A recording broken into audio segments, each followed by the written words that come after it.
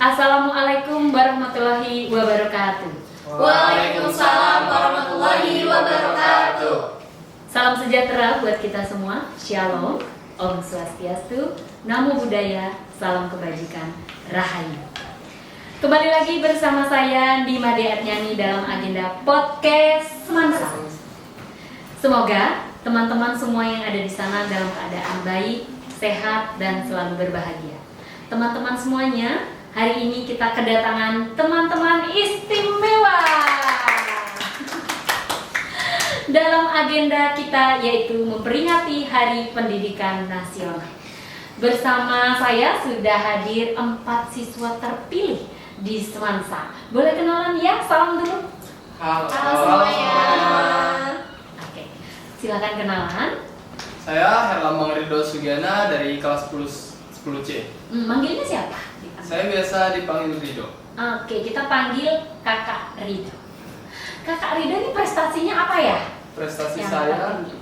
pernah meraih medali emas dalam perlombaan matematika dalam ajang KSN. Wah, kasih tepuk tangan. Keren banget ya, tingkat prestasinya tingkat nasional pada bidang KSN matematika. Wow, keren. Yang kedua. Halo Sobat Ensa, kenalin saya Muhammad Arham dari kelas 11 IPA 2. Saya sering dipanggil Arham. Oke, kita panggil Kakak Arham. Kakak Arham, apa nih? Boleh spill prestasinya apa? Sebenarnya saya ada banyak, tapi yang paling berharga dan paling menurut saya bergengsi adalah bisa mewakili Kota Bontang di ajang provinsi Olimpiade Sains Nasional yang diadakan oleh Kementerian Pendidikan, Kebudayaan, Riset dan Teknologi. Ye, pada bidang apa? Bidang matematika. Matematika. Keren. Kakak Arham ya pada bidang matematika, KSN juga. Selanjutnya gadis cantik mungil. Halo semuanya, perkenalkan nama saya Najwa Bella Prasetyo, biasa dipanggil Bella. Saat ini sedang duduk di bangku kelas 2 SMA jurusan IPS 1. Boleh dong dibagikan prestasinya? Prestasi tertinggi saya yaitu menjadi finalis Duta Pelajar Sadar Hukum tingkat provinsi. Wah, keren banget. Ada Duta Pelajar Sadar Hukum. Oke, yang terakhir. Halo semuanya, perkenalkan saya Melisa Amelia Putri dari kelas 10D, biasa dipanggil Melisa. Melisa, boleh spill prestasinya? Baru ikut kemarin menang lomba LDBI tingkat sekolah, juara 3. Oke, juara 3 lomba debat bahasa Indonesia. Keren banget, semuanya keren. Kak Ridho, Kakak Arham, Kakak Bella, dan Kakak Melisa. Keren banget. Oke, kita ngomong-ngomong nih, karena hari ini kita Hardiknas, Hari Pendidikan Nasional yang jatuh setiap tanggal 2 Mei. Kenapa ya ditetapkannya Hardiknas itu pada tanggal 2 Mei? Ada yang tahu? Karena hari lahirnya Ki Hajar Dewantara. Oke, sepakat ya? Sepakat. Nah, hari lahirnya Ki Hajar Dewantara. Ki Hajar Dewantara itu siapa? Bapak Pendidikan Indonesia. Oke, Ki Hajar Dewantara itu Bapak Pendidikan Indonesia. Oke, nanti kita bakalan sharing-sharing tentang Bapak KHD ini ya. Iya. Kenapa dia dijadikan Bapak Pendidikan, terus hari lahirnya dijadikan Hari Pendidikan? Iya. Keren banget ya. Tapi sebelum itu mari kita cari tahu dulu apa ya tema Hardiknas tahun ini. Bergerak bersama, semarakan Merdeka Belajar. Bergerak bersama, semarakan Merdeka Belajar. Wah, dalam banget ya itu kira-kira kalau kita gali mungkin ya. Karena ada kata semarak, ada bergerak bersama, ada merdeka belajar. Oke, well, kita balik ke KHD tadi ya. Teman-teman mungkin nggak terlalu akrab sama KHD karena jauh ya generasinya. Tapi teman-teman tahu dong ya apa sih yang yang paling berkesan dari sosok KHD di mata teman-teman. Kita mulai dari ladies first. Ya, jadi menurut saya Ki Hajar Dewantara itu memaknai pendidikan sebagai memanusiakan manusia. Dimana kan zaman dulu kita itu manusia itu diperlakukan seenaknya oleh penjajah. Nah, Ki Hajar Dewantara ini memunculkan pendidikan untuk rakyat Indonesia untuk memanusiakan mereka sebagaimana mereka itu manusia. Wow, KHD itu memanusiakan manusia. Keren. Oke, Mbaknya. Kalau dari saya, Ki Hajar Dewantara ini tuh pernah membangun sekolah yang mana namanya itu Taman Siswa yang ada di Yogyakarta. Dan menariknya nih, dia tuh menerapkan di sekolah ini dengan budaya belajar atau budaya pendidikan yang di Eropa dan digabungkan dengan budaya pendidikan yang ada di Jawa tradisional gitu. Wow. Jadi gaya pendidikannya tuh digabung antara Eropa dengan tradisional Jawa. Hebat banget ya kalau bisa menggabungkan konsep luar dengan konsep yang kita punya, tradisi kita gitu misalnya. Itu keren banget ya, menggabungkannya menjadi satu konsep di Taman Siswa. Wah, keren banget teman-teman. Nah, kita lanjut sekarang ke Kakak Arham.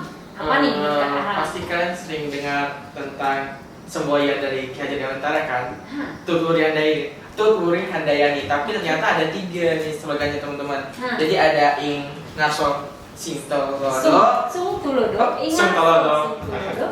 Kemudian ada Ing Madya Mangunkarso dan juga ada Tuturi Handayani. Nah, semuanya itu memiliki arti yang berbeda-beda. Yang pertama, Ing Narso Singtolodo, di depan memberikan teladan. Kemudian ada Ing Madya Mangunkarso, di tengah membangun semangat. Terus yang paling sering kita dengar nih, Tuturi Handayani, memberikan dorongan dari belakang. Jadi itu ibaratnya sih itu kita saling bekerja sama untuk bisa menghasilkan sebuah pendidikan Indonesia layaknya nilai-nilai luhur di Ki Hajar Dewantara. Gitu. Wah, relate banget ya sama tema Hardinas tahun ini ya? Iya.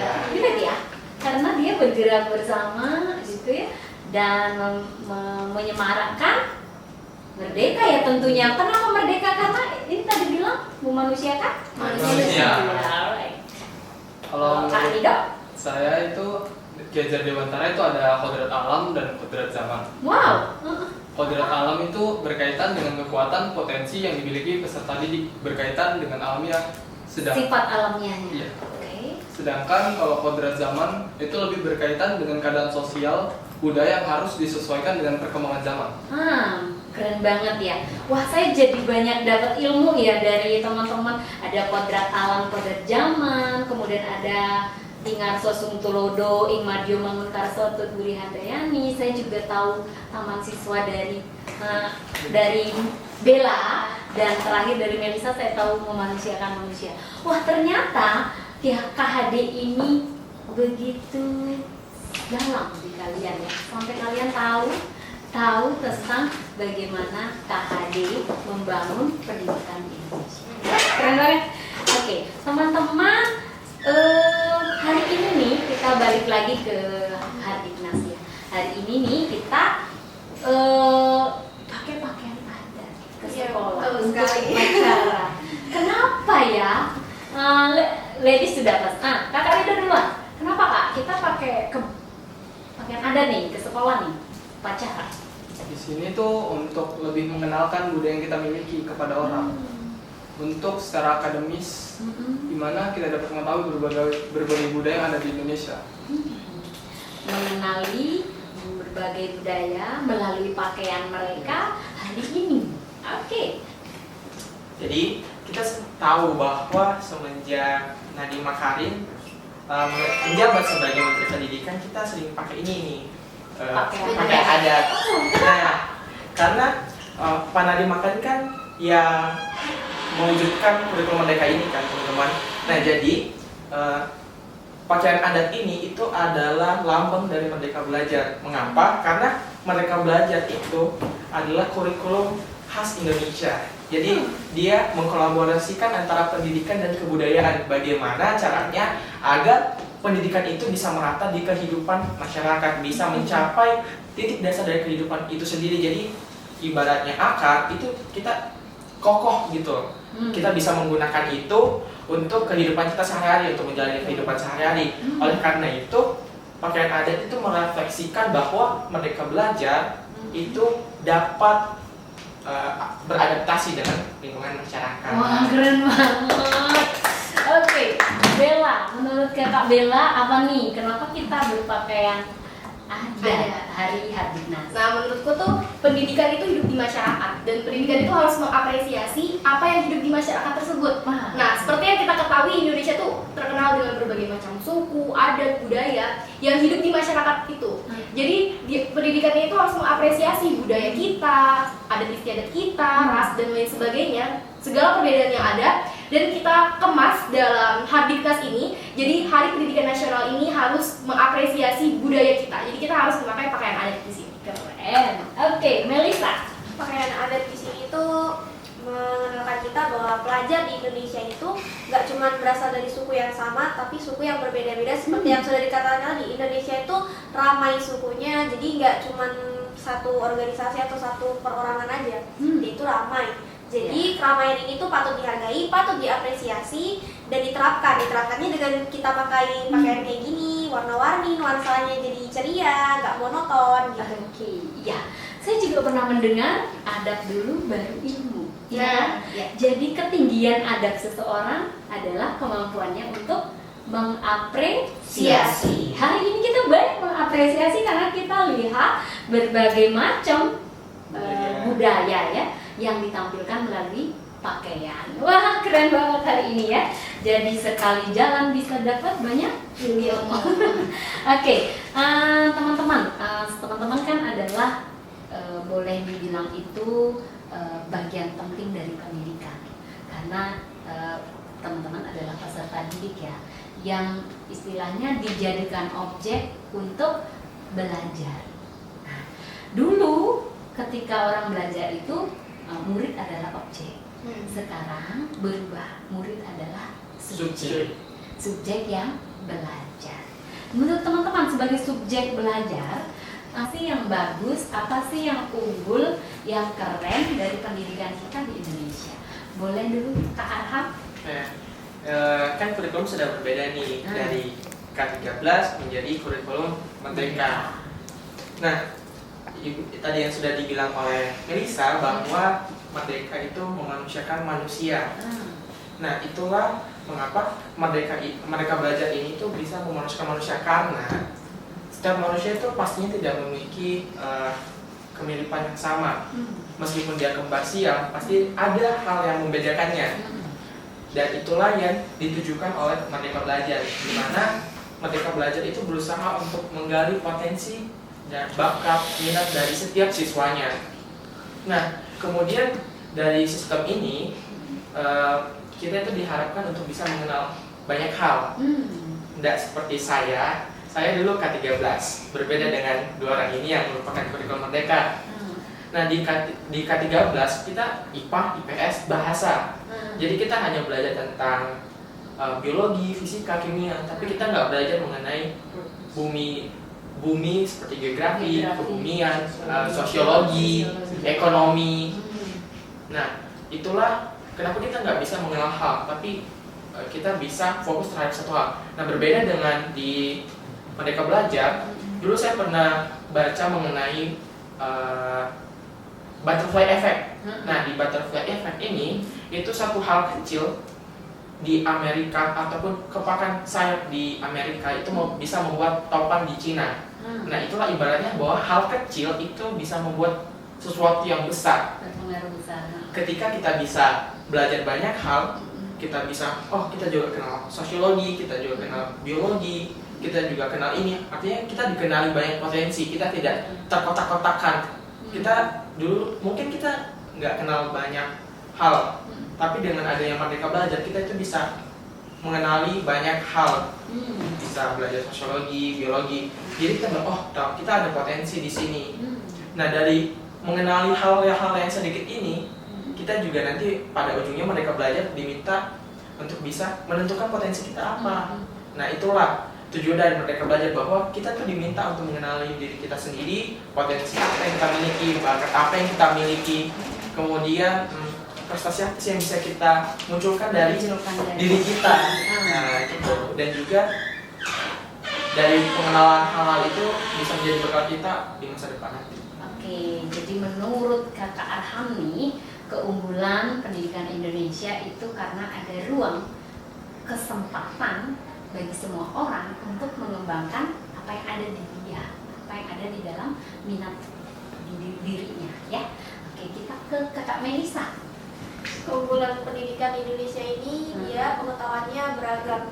Kan kita tahu manusia itu serakah, dia pengen tahu banyak hal, dia ingin menggali banyak hal. Jadi Indonesia itu menciptakan pendidikan yang mempelajari segala hal. Jadi nggak belajar di satu mata pelajaran aja, tapi di semua. Misal dia belajar sosial, sosialnya masih terbagi lagi, sosiologi. Terus dia belajar alam, misalnya geografi, itu masih terbagi-bagi lagi. Jadi biologi, terus jadi fisika, seperti itu. Jadi pengetahuan di Indonesia itu bisa disimpulkan luas. Jadi anak-anak belajar banyak hal, Iya, belajar banyak hal. banyak hal itu membuat mereka jadi lebih terbuka ya. Mungkin di situ saya ada minat nih nantinya gitu ya. Kalau Kakak Melisa, Bella. Kalau menurut saya pendidikan di Indonesia tuh selalu menegaskan bahwa setiap siswa harus memiliki hak untuk mengunyah pendidikan. Jadi pemerintah di Indonesia atau yang bertugas untuk pendidikan ini selalu berusaha untuk memberikan pendidikan ke pelosok daerah itu pun merata dari Sabang sampai Merauke, mau dia di perkotaan, mau dia di pelosok daerah. Dan yang bagusnya lagi nih, dia selalu memberikan porsi pendidikan yang pas. Dia bisa beradaptasi dengan daerah yang dimana daerah tersebut itu misalkan daerah pelosok, dia harus menyamakan apa sih pembelajaran yang cocok untuk diterapkan di daerah pelosok, dan apa sih pembelajaran yang cocok juga untuk diterapkan di daerah pusat seperti Jakarta dan lain sebagainya. oke ya. Dari Bella kita geser ke Kakak Rido. Apa nih menurut Kakak Rido yang merupakan keunggulan atau bagusnya dari pendidikan Indonesia? Ya, saya akan menyambung dari pemaparan Kakak Bella. Itu kan dari pemerataan kita dapat ketahui bahwa banyaknya sekolah itu pendidikannya kurang bagus karena biaya pendidikannya terjangkau. Selain itu ada juga sistem yang transparan dalam pendidikan, strukturnya mulai dari kepala sekolah hingga ke bawah. Selain itu juga penerimaan siswa lebih mudah untuk keterima. Benar-benar. Dan juga saya jadi ingat